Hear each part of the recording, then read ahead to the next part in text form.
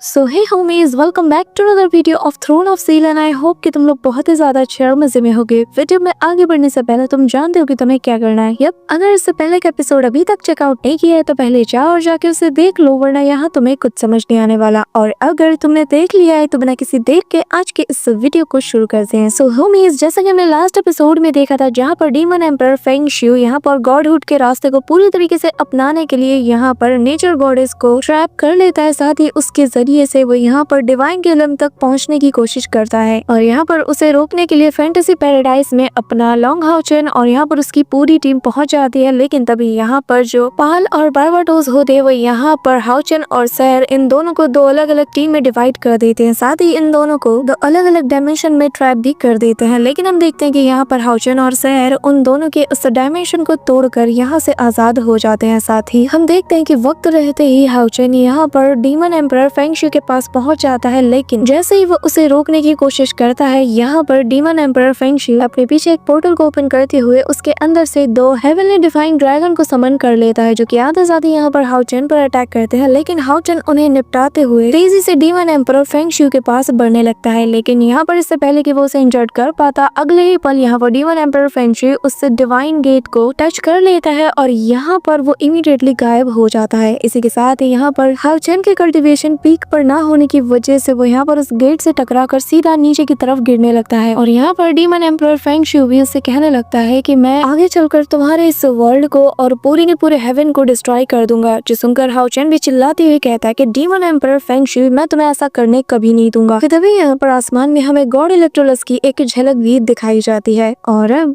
आगे होमीज, हमारे इस एपिसोड के स्टार्टिंग में ही हम यहाँ पर डीमन कॉन्टिनेंट का सीन देखते हैं, जहाँ पर हम बाकी लोगों को भी देखते हैं जो कि यहाँ पर अचानक से सूरज को काला पड़ता हुआ देखकर कहने लगते हैं कि आखिर यहाँ पर चल क्या रहा है, अचानक से सूरज पूरी तरीके से काला कैसे हो सकता है। यहाँ पर हम देखते हैं कि सभी लोग पैनिक करने लगते हैं कि तभी यहाँ पे जो स्टार्स होती है वो अचानक से फॉल करना शुरू कर देती है। और यहाँ पर फॉलिंग स्टार्स को देखते साथ ही वहाँ मौजूद सभी लोग और ज्यादा पैनिक करने लगते हैं कि तभी यहाँ पर हम ग्रैंड बाई यांग को भी देखते हैं, जो कि ये सारा नजारा देख रहे थे। और यहाँ पर वो भी कहने लगते हैं कि आज से पहले होली डीमन कॉन्टिनेंट में ऐसा नजारा नहीं देखा गया। तभी यहाँ पर बाकी के दो लोग भी आ जाते हैं और यहाँ पर वो लोग भी पैनिक करने लगते हैं और कहते हैं कि आखिर यहाँ पे हो क्या रहा है। जिस पर ग्रैंड बाई यांग कहने लगते हैं कि ऐसा लगता है कि इस दुनिया का जो नेचुरल लॉ है उसे पूरी तरीके से तोड़ दिया गया है। साथ ही यहाँ पर हम देखते हैं कि इन लोगों को बादलों के बीच से कुछ निकलता हुआ नजर आता है, जो देखकर ग्रैंड बाई यांग भी शॉक्ड हो जाते हैं और कहने लगते हैं कि नहीं, ऐसा नहीं हो सकता। और फिर अगले ही पल हम देखते हैं कि यहाँ पर एक एक करके बहुत से डीमन प्लर्स आसमान से निकल रहे होते हैं, जो देखकर यहाँ के जो सोल्जर्स होते हैं वो भी कहते हैं कि आखिर इतने सारे डीमन प्लर्स कहाँ से आ रहे हैं, क्या मैं कोई सपना तो नहीं देख रहा। यहाँ पर हम देखते हैं कि जैसे ये डीमन प्लर्स एक एक करके निकल रहे होते हैं, हमें बाकी के हॉल मास्टर्स को भी दिखाया जाता है और सभी के ऊपर एक इंटेंस अमाउंट में प्रेशर पड़ने लगता है, जिस वजह से ये लोग सीधा खड़े तक नहीं हो पाते। यहाँ पर हम ली ज़ेंगजी को भी देखते हैं, जहाँ पर उसका माथा भी इस सिचुएशन को देखकर सिकुड़ने लगता है। साथ ही यहाँ पर हम हाउचन के ग्रैंडफादर को देखते हैं, जहाँ पर वो भी हैरान थे और कहने लगते हैं कि ऐसा लगता है कि एक साथ सारे डीमन प्लर्स यहाँ हमारे सामने अपीयर हुए हैं। यहाँ पर ग्रैंड बाई यांग भी आते साथ ही अपने पावर्स को एक्टिवेट करते हुए कहने लगते हैं कि ये प्रेशर डीमन एम्पर की तरफ से है और ऐसा लगता है कि मानो वो पहले से और ज्यादा स्ट्रॉन्ग हो चुका है। कि तभी हाउचन का ग्रैंडफादर भी कहता है कि हाँ, इस बात में कोई शक नहीं, ऐसा लगता है कि उसने अपने किसी बाउंड्री को पूरी तरीके से सरपास कर लिया है और अब लगता है कि इस बैरियर को सरपास करने की वजह से अब वो एक ऐसे लेवल पर पहुंच जाएगा जहाँ पर कोई भी उसका कुछ भी नहीं बिगाड़ सकता। कि तभी यहाँ पर हाउचन का ग्रैंडफादर, ग्रैंड बाई यांग और हाउचन का फादर तीनों कहने लगते हैं कि ये पावर ऐसी है जैसे कि किसी गॉड की। कि तभी ग्रैंड बाई यांग कहने लगते हैं कि कहीं ऐसा तो नहीं कि वो सच में एक गॉड बन चुका है, और अगर ये सच है तो मुझे नहीं लगता कि अब कोई भी उसे रोक सकता है, ना हम, ना ये अलायंस, ना ये कॉन्टिनेंट, ना ही कोई और। इसी दौरान सीन शिफ्ट होता है और हम बारबाटोस और यहाँ पर पाल को देखते हैं, जहाँ पर अभी भी इनका सामना सैर और बाकी सब कर रहे होते हैं, जहाँ पर चेरी और सीमासियान सभी लोग मिलकर इस पे अटैक करते हैं। लेकिन यहाँ पर हम देखते हैं कि उन अटैक्स का इन पर कोई असर नहीं होता। कि तभी अगले ही पल यहाँ पर इन्हें भी वो डीमन पिलर्स नजर आ जाते हैं, जो देखकर बारबाटोस कहने लगता है कि लगता है हमारे मास्टर अपने काम में सफल हुए। जो देखकर यहाँ वे पाल को और ज्यादा गुस्सा आता है और कहने लगता है कि देखो, उन्होंने तो अपना काम कर लिया और हमसे ये पिद्दी भी नहीं मारी गई। कि तभी बारबाटोस उससे कहने लगता है कि ये वक्त गुस्सा करने का नहीं है, वैसे भी कुछ ही दिनों में ये सभी लोग मरने वाले हैं, तो इन पर अपनी एनर्जी जाया करने का क्या फायदा, चलो हमें यहाँ से चलना होगा। इसी के साथ ये दोनों यहाँ से निकल जाते हैं और और फिर यहाँ पर उन्हें जाते साथ ही सैर सभी से कहने लगती है कि मुझे लगता है कि अगर ये लोग हमें यहाँ से इतनी आसानी से छोड़ कर गए हैं तो शायद हाउचन के साथ कुछ ना कुछ हुआ है, तो इसीलिए हमें जल्द से जल्द उसके पास जाना चाहिए। इसी के साथ सभी लोग एग्री करते हैं और यहाँ पर वो तेजी से हाउचन की तरफ रवाना हो जाते हैं। इस दौरान सीन शिफ्ट होता है और हम अगर इसको देखते हैं जहाँ पर वो भी ये सारा नजारा देखते साथ ही जो स्टार डीमन गॉड होता है उससे कहने लगता है कि तुमने इसी दिन के फ्यूचर को देखने के लिए अपनी पूरी ताकत लगा दिया था। जिस पर स्टार डीमन गॉड कहने लगता है कि हाँ, मुझे तो ये करना ही था। कि तभी अगर इस कहने लगता है कि मैंने उसकी हेल्प करने के लिए वो सब कुछ किया जो कुछ वो चाहता था। जिस पर स्टार डीमन गॉड कहने लगता है कि यहाँ पर वो जिस वर्ल्ड को ओपन करना चाहता है उसे कर लेने दो, जिसके बाद वो अस्टिन ग्रिफिन को मार देगा और फिर हम सभी लोग अपने होमलैंड में रिटर्न कर सकते हैं। जो सुनकर अगर इस कहने लगता है कि होम टाउन पर यहाँ पर हम 6000 सालों से हैं। जिस पर स्टार डीमन गॉड कहता है कि ये तो बस एक दूसरा प्लेनेट है जिस पर हम लोग मौजूद है, लेकिन हमारा होम टाउन ये नहीं है। कि तभी अचानक से उसकी तबीयत खराब होने लगती है और यहाँ पर जो अगर इस होता है वो उसे जाकर संभालता है, लेकिन तभी स्टार डीमन गॉड उससे कहने लगता है कि फिलहाल के लिए सबसे ज्यादा मैटर ये करता है कि हमारे डीमन क्लैन की जिम्मेदारी अब क्राउन प्रिंस के हाथों में सौंप दी गई है। तो बताओ आखिर उनकी प्रोग्रेस कहाँ तक हुई। यहाँ पर हम देखते हैं कि अगर इस कहने लगता है कि मैं बताते हुए बहुत ही ज्यादा खुश हूँ कि हमने यहाँ पर जो हमारे क्राउन प्रिंस है उन्हें बहुत ही कम आंका था। वो हमसे बहुत ही ज्यादा डिफरेंट है, ताकतवर तो वो है ही लेकिन वो उससे भी ज्यादा रूथलेस है। ताकि जो 3 सबसे पावरफुल डीमन हंटिंग ग्रुप्स को माना जाता था उनके जो टॉप लेवल के बंदे हैं और जिनका जो एवरेज लेवल था वो 9 रैंक का लेवल 3 था, जिन्होंने की टोटल 16 डीमंस को भी माना था और उनमें से तो कुछ डीमन पिलर्स भी थे। तो इनकी पावर का अंदाजा तुम लगा ही सकते हो, लेकिन यहाँ पर इन लोगों को भी हमारे क्राउन प्रिंस ने सेकंड्स में निपटा दिया। इसी के साथ हमें क्राउन प्रिंस आबाओ को भी दिखाया जाता है जहाँ पर वो पहले से और ज्यादा रूथलेस नजर आ रहा था। साथ ही इसका हम ट्रांसफॉर्मेशन भी देखते हैं और यहाँ पर जो अगर इस होता है वो यही बताने लगता है कि सच में एक बार जब तुम उनसे मिलोगे तो तुम भी उनसे बहुत ही ज्यादा इम्प्रेस हो जाओगे। जिसके बाद यहाँ पर हम देखते हैं कि बाकी सभी लोग भी आ जाते हैं और यहाँ पर जो स्टार डीमन गॉड होता है वो कहने लगता है कि your highness 7 defined demonic dragon pillar के रूप में रिकॉग्नाइजेशन के लिए बहुत बहुत मुबारक हो। कि तभी यहाँ पर आबाओ अपनी आंखें खोलता है, कहने लगता है कि नहीं, मेरे लिए ये भी इनफ नहीं है, क्योंकि मेरे फादर जो कि डीमन हिस्ट्री के सबसे पावरफुल डीमन है उन्हें इससे भी ज्यादा कुछ चाहिए, क्योंकि सबसे पावरफुल डीमन होने के बावजूद भी एक बहुत ही रहमदिल डीमन किंग है। क्योंकि जब हमें पता चला कि ह्यूमंस ने अपने पास अस्टिन ग्रिफिन को छुपा कर रखा है तो उन्होंने बस उस ब्लड कॉन्ट्रैक्टर को खत्म करने की कोशिश की, यानी कि लॉन्ग हाउचन को, लेकिन ये भी कामयाब नहीं हुआ। तो इसीलिए उन्होंने गॉडहुड का रास्ता चुना ताकि वो एक ऐसे रास्ते को क्रिएट करे जिस पर ना से पहले कोई चला हो और ना ही उनके बाद कोई चल पाएगा। पर मेरा सवाल ये है कि आखिर एक गॉड बनने का मतलब क्या है, आखिर उन्हें इसके बदले में क्या मिल जाएगा। क्या उन्हें आइडिया भी है कि जिस न्यू वर्ल्ड को वो क्रिएट करना चाहते हैं उसके लिए उन्हें कितनी बड़ी कीमत चुकानी पड़ेगी। और कोई बात नहीं, क्योंकि मैं अपने फादर की बहुत ही ज्यादा रिस्पेक्ट करता हूँ और मैं उन्हें बहुत ही ज्यादा एडमायर भी करता हूँ, तो मैं उनके लिए एक नए रास्ते को बनाने वाला हूँ। जो सुनकर यहाँ पर हम देखते हैं कि बाकी के जो लोग थे वो लोग पूरी तरीके से शॉक्ड हो जाते हैं और यहाँ पर आबाओ एक स्माइल देता है और कहता है कि बस तुम लोग देखते जाओ। इसी दौरान सीन शिफ्ट होता है और हम होली डीमन कॉन्टिनेंट में लोगों को देखते हैं जहाँ पर इन सभी से अब वो प्रेशर हट चुका है। साथ ही यहाँ पर हम ग्रैंडपा यांग को भी देखते हैं जहाँ पर वो कहने लगता है कि अभी अभी जो कुछ भी हुआ ऐसा लग रहा था जैसे कि ये डीमन एम्परर की तरफ से एक तरीके का डिक्लेरेशन है। उम्मीद करता हूँ कि हाउचन तुम बिल्कुल ठीक हो गए और प्लीज अपने दोस्तों के साथ जल्द से जल्द यहाँ पे वापस आ जाओ। इसी दौरान हम हाउचन को देखते हैं जहाँ पर वो कहने लगे चाहे जो हो जाए मैं कभी भी तुम्हें तुम्हारे मकसद में कामयाब नहीं होने दे सकता और कभी भी हमारे इस वर्ल्ड को तुम्हें डिस्ट्रॉय करने भी नहीं दूंगा। तो तभी हम देखते हैं कि यहाँ पर सैर और बाकी सभी लोग भी आ जाते हैं और यहाँ पर सैर आते साथ ही हाउचन से कहते हैं कि क्या तुम ठीक हो, जिस पर वो उसे हक करते हुए कहता है कि हाँ मैं बिल्कुल ठीक हूँ। इसी दौरान यहाँ पर सभी लोग पूछने लगते हैं कि आखिर डीमन एम्परर कहाँ चला गया, जिस पर हाउचन बताने लगता है कि वो गॉडहुड के पैथ में एंटर कर चुका है। जो सुनकर सभी लोग शॉक्ड हो जाते हैं कि तभी यहाँ पर उनमें से कहने लगता है कि आखिर ये गॉडहुड क्या है। इसी दौरान हम देखते हैं कि श्याओली हाउचन के करीब आकर उसे टच करती है और यहाँ पर ये सभी लोग इमीडिएटली वहाँ से टेलीपोर्ट हो जाते हैं और यहाँ पे इनके सामने एक अलग ही वर्ल्ड मौजूद होती है जहाँ पर हम देखते हैं कि श्याओली बताने लगती है कि यहाँ पर ये होली डीमन कॉन्टिनेंट पहले बहुत से गॉड्स के ब्लेसिंग से भरा हुआ था और अगर तुम्हें एक गॉड बनना है तो तुम्हें सबसे पहले गॉड बनने के वो सारे टेस्ट को देने होंगे और उन्हें क्लियर करने होंगे और इसी के जरिए से तुम आगे चलकर गॉड्स बन सकते हो। और ये वही मेथड्स है जिन्हें कि खुद गॉड्स ने बनाया है। ऐसे ही करते करते एक एक लेवल आता जाता है और तुम्हें उन्हें क्लियर करना होगा और गॉड बनने का बस यही एक सिंगल रास्ता है। लेकिन 6000 साल पहले जब 72 डीमन प्लस हमारे इस प्लेनेट पर आ गए तो यहाँ पर गॉड बनने का जो रास्ता था वो पूरी तरीके से डिस्ट्रॉय हो गया गया। यहाँ पर डीमंस ने चारों तरफ अपने पैर पसारने भी शुरू कर दिए और यहाँ पर जो गॉड्स यहाँ इस होली डीमन कॉन्टिनेंट को प्रोटेक्ट करते थे और जो लोग यहाँ पे मौजूद थे वो भी डिसअपियर होने लगे एक के बाद एक। कोई नहीं जानता कि आखिर ऐसा क्यों हुआ। इसी वजह से होली डीमन कॉन्टिनेंट में कोई भी गॉड मौजूद नहीं है सिवाय मुझे छोड़कर, जो कि जितने भी गॉड्स हैं उनकी बस एक रिमेनिंग प्रोजेक्शन की तरह यहाँ पर काम कर रही है। और यहाँ पर डीमन किंग ने मेरे जरिए से गॉडहुड के उस पैथ को ओपन किया, लेकिन अगर एक बार वो उसे सक्सेसफुली अचीव कर लेता है तो वो इस पूरे वर्ल्ड का इकलौता गॉड बन जाएगा और जिसके बाद हम चाहे लाख कोशिश कर ले लेकिन कोई भी उसे रोक नहीं पाएगा। यहाँ पर हम देखते हैं कि इनके आंखों के सामने ही जो डीमन किंग होता है वो अपनी मुट्ठी में इस पूरी दुनिया को संभाल लेता है। यहाँ पर ये देखते साथ ही हाउचन और बाकी सभी लोग रियल वर्ल्ड में आ जाते हैं और हाउचन सभी से कहने लगता है कि हम यहाँ पर चुपचाप हाथ पे हाथ रखकर बैठे नहीं रह सकते, हमें हर हाल में उसे रोकना ही होगा वरना बहुत देर हो जाएगी। कि तभी नेचर बॉडीज कहने लगती है कि ऐसा नहीं है कि जो गॉडहुड का रास्ता है वो बहुत ही ज्यादा आसान होगा, डीमन एम्परर के लिए भी बहुत सी कठिनाई वहाँ पर आएंगी। जिस पर हाउचन कहने लगता है कि हम बस उस पर उम्मीद करके तो नहीं बैठ सकते ना कि गॉडहुड के रास्ते में आने वाले ऑब्स्टिकल्स की वजह से डीमन एम्परर की जान चली जाए, हमें कुछ ना कुछ करना होगा। और उससे भी बढ़कर ये कि यहाँ पर बाकी के डीमंस भी मौजूद है जो कि हमें बहुत ही क्लोजली ऑब्जर्व कर रहे हैं, हमें उनके लिए भी प्रिपेयर रहना होगा। यहाँ पर हम देखते हैं कि हाउचन को गुस्सा तो आता है, साथ ही वो बहुत ही ज्यादा फ्रस्ट्रेट भी होने लगता है। इसी के साथ हाउचन खड़ा होते हुए कहने लगता है कि जब तक डीमन एम्परर यहाँ पर मौजूद नहीं है तब तक हमें पूरे मैनकाइंड की जितनी भी पावर है उन्हें इकट्ठा करना होगा, क्योंकि एक बहुत बड़ी जंग का शायद हम सामना कर सकते हैं और हमें हर हाल में बाकी बचे जितने भी डीमंस है उनका सफाया भी करना होगा। यहाँ पर हम देखते हैं कि जो नेचर गॉडेस है वो कहने लगती है कि मैं और यहाँ पर फैंटेसी पैराडाइज के जितने भी क्रिएचर्स हैं ये सभी लोग तुम्हें पूरा सपोर्ट करेंगे। यहाँ पर ये सुनकर हाउचन कहने लगता है कि पर आखिर तुम हमारी मदद कैसे कर सकती हो, तुम्हें तो यहाँ पर रुकना चाहिए। जिस पर नेचर गॉडेस कहती है कि मैं अब कोई गॉड नहीं रही, क्योंकि जब यहाँ पर डीमन एम्परर ने उस गॉडहुड के पैथ को ओपन किया था तो उसने मेरी सारी पावर्स को भी छीन लिया था। और दूसरी बात कि यहाँ पर ये जो डीमन एम्परर है उसने सारे रूल्स को चेंज कर लिया है, इसी वजह से मैं अभी यहाँ पर और नहीं रुक सकती और मेरे होने न होने से इस जगह पर अब कोई भी फर्क नहीं पड़ने वाला और ना ही इस जगह से हमें कोई फर्क पड़ना चाहिए, क्योंकि अब सब कुछ मीनिंगलेस हो चुका है। यहाँ पर हाउचन आगे आते हुए कहता है कि नहीं, फैंटेसी पैराडाइज मीनिंगलेस नहीं है। इस कॉन्टिनेंट की हिस्ट्री को यहाँ पर फैंटेसी पैराडाइज ने खुद विटनेस किया है। ये हमारा घर है, हमारा कॉन्टिनेंट है और हम यहाँ पर किसी भी घुसपैठिए को आकर उसकी मनमानी करने नहीं देंगे। यहाँ पर ये सुनकर एल्विन ड्रैगन भी आगे आते हुए कहता है कि हाँ, हम बिल्कुल अग्री करते हैं। और फिर वो कहने लगता है कि मैं और नेचर गॉडेस और यहाँ के जितने भी क्रिएचर है वो यहाँ पर अपने होमलैंड को बचाने की पूरी कोशिश करेंगे। इसी के साथ हम देखते हैं कि ये सभी लोग सीधा होली सिटी की तरफ रवाना हो जाते हैं, लेकिन तभी रास्ते में यहाँ पे सैर कहती है कि अगर ड्रीम पैराडाइज ने हमारा साथ दे भी दिया तो भी हमारी जो ताकत है वो डीमंस के आगे कुछ भी नहीं, हमें इससे और भी ज्यादा कुछ चाहिए। जिस पर ये लोग डिसाइड करते हैं कि ये लोग होली सिटी में जाकर यहाँ पर रीइंफोर्समेंट को इकट्ठा करेंगे। साथ ही यहाँ पर ये लोग ग्रैंडपा यांग से भी मिलते हैं, जहाँ पर वो हाउचन को देखते साथ ही कहने लगते हैं कि मैं जानता हूँ कि तुम यहाँ पर किस लिए आए हो। और यहाँ पर वो उसे अपने पास बुलाकर एक नाइट के स्टैचू के पास ले जाते हैं और कहने लगते हैं कि जरा इसे केयरफुली ऑब्जर्व करो। यहाँ पर जैसे हाउचन उसकी तरफ नजर डालता है तो उसे यहाँ पर इस वर्ल्ड की हर एक कोना कोना नजर आता है, लेकिन एक पावरफुल फोर्स भी उसे हिट होती है। और यहाँ पर ग्रैंडपा यांग पूछता है कि बताओ आखिर तुम्हें क्या नजर आया। जिस पर हाउचन आंखें बंद करते हुए कहता है कि मुझे एक बहुत ही एक्सट्रीमली टेरिफाइंग फोर्स फील हो रही है, जिसने की चारों तरफ से इस जगह को कवर करके रखा है, कि ऐसी पावर जो कि हर एक चीज को डिवोर कर लेना चाहती है। यहाँ पर ये कहते साथ ही हाउचन आंखें खोल लेता है और हैरानी के साथ ग्रैंडपा यांग से पूछता है कि अभी अभी मैंने जो महसूस किया है आखिर वो क्या है, आखिर ये कैसी फोर्स है। जिस पर ग्रैंडपा यांग स्माइल करते हुए कहते हैं कि हाउचन, अब जबकि तुमने throne of eternity and creation को पूरी तरीके से ऑब्टेन कर लिया है तो मुझे लगता है कि तुम उसे पर्सनली अब देख भी पाओगे। इसी के साथ वो हाउचन के कंधे पे हाथ रखते हैं कि तभी यहाँ पर हाउचन को अपने सामने श्याओ हुओ श्याओ नजर आते हैं, जो कि यहाँ पर उन्हीं के सामने खड़े थे। और यहाँ पर हाउचन कहने लगते हैं कि क्या ये वही है। जिस पर ग्रैंडपा यांग बताने लगते हैं कि श्याओ हुओ हमारे नाइट हॉल के फर्स्ट नाइट हैं, साथ ही ये पहले वो इंसान है जिन्होंने personally throne of god of eternity and creation को देखा है, और जो कि तुम भी देख चुके हो। लेकिन यहाँ पर कुछ ऐसे सीक्रेट्स भी हैं जो कि जनरेशन बाय जनरेशन लीडर्स को पास ऑन किया जाता है, और वो ये कि 6000 साल पहले throne of eternity and creation ने एक ऐसे सीक्रेट गेट को ओपन किया था जिसके पीछे बहुत से राज छुपे हुए हैं। और यहाँ पर हमारे फर्स्ट नाइट सीनियर शाओ के जो रिकॉर्ड्स है उसके अकॉर्डिंग तो थ्रोन ऑफ गॉड के इंस्पिरेशन के अंडर उन्होंने एक मिस्टीरियस चीज का पता लगाया, और वो ये कि ये जो गेट है इसके दूसरे पार भी एक बहुत ही मिस्टीरियस सी जगह है जिसे कि इन्फिनिटी स्टार डोमेन कहा जाता है। और इस इन्फिनिटी स्टार डोमेन के अंडर में ही हमारा ये जो होली डीमन कॉन्टिनेंट है, इसके एग्जिस्टेंस का सोर्स भी यही है और इसे ऑब्टेन कर लिया जाए तो पूरे कॉन्टिनेंट को यहाँ पर कंट्रोल करने की ताकत आ जाएगी, जिसे कि मास्टर ऑफ ऑल कॉन्टिनेंट्स भी कहा जाता है। यहाँ पर हाओ चेन भी ये सुनता है कि तभी यहाँ पर जो ग्रैंडपा यांग होते हैं वो बताने लगते हैं कि सिर्फ वही लोग इस इन्फिनिटी स्टार डोमेन में एंटर हो सकते हैं जिन्होंने की throne of eternity and creation को ऑब्टेन किया है। यहाँ पर उसके ओनर के अलावा अगर कोई और एंटर करने की कोशिश करेगा तो वो क्रिएचर हमेशा के लिए इसके अंदर खो के रह जाएगा और कभी भी वापस नहीं आ पाएगा और यही इसके लॉज है। यहाँ पर ये सुनते साथ ही हाओ चेन कहने लगता है कि क्या ये इसलिए क्योंकि जो मॉर्टल्स होते हैं वो इसके पावर को झेल नहीं सकते, जिस पर ग्रैंडपा यांग कहते हैं कि मुझे इस बारे में ज्यादा कुछ नहीं पता। कि तभी हाओ चेन कहने लगता है कि हाँ मैं समझ गया और आप चिंता मत कीजिए क्योंकि मैं ही हूँ जो सिर्फ यहाँ इस इन्फिनिटी स्टार डोमेन में एंटर कर सकता है। तो मैं वादा करता हूँ मैं जाऊंगा और उस स्ट्रॉन्गेस्ट पावर को भी अपने साथ लेके आऊंगा। जिस पर ग्रैंडपा यांग उसके कंधे पर हाथ रखते हुए कहते हैं कि तुम्हें सिर्फ वो ताकत नहीं चाहिए बल्कि तुम्हें उन इटर्नल हीरोज को भी अवेकिन करना होगा। यहाँ पर इटर्नल हीरोज का नाम सुनकर हाओ चेन शॉक्ड हो जाता है कि तभी यहाँ पर एक इटर्नल नाइट का फिगर उनके सामने मौजूद होता है और वो सीधा उस गेट की तरफ जाने लगता है। यहाँ पर ग्रैंडपा यांग उसे बताने लगते हैं कि हाओ चेन ह्यूमन काइंड अब तक सर्वाइव इसीलिए कर पाई क्योंकि हमारे पास करेज और डिटर्मिनेशन मौजूद है जो कि ऑल बीइंग्स को सप्रेस करने का दम रखती है। यहाँ तक कि बीते हजारों साल में जब हमारे पास किसी भी थ्रोन की ताकत नहीं थी तब भी यहाँ पर हमारे हीरोज ने हिम्मत के साथ अपनी फिजिकल बॉडी को त्याग करके इस इन्फिनिटी स्टार डोमेन के अंदर जा चुके हैं और जिसके बाद ये लोग एक इटर्नल हीरो बन गए हैं। हालांकि ये जानते हुए भी कि वो लोग कभी भी वापस नहीं आ सकते, लेकिन इस उम्मीद के साथ कि आगे चलकर अगर कभी भी उनकी जरूरत पड़ती है तो ह्यूमन मैनकाइंड जब भी उन्हें हेल्प के लिए पुकारेगी तो वो हाजिर होंगे। यहाँ पर senior Shao who senior shoe Yang Shao को देखकर हाओ चेन हैरान था, साथ ही सीनियर ये वूशांग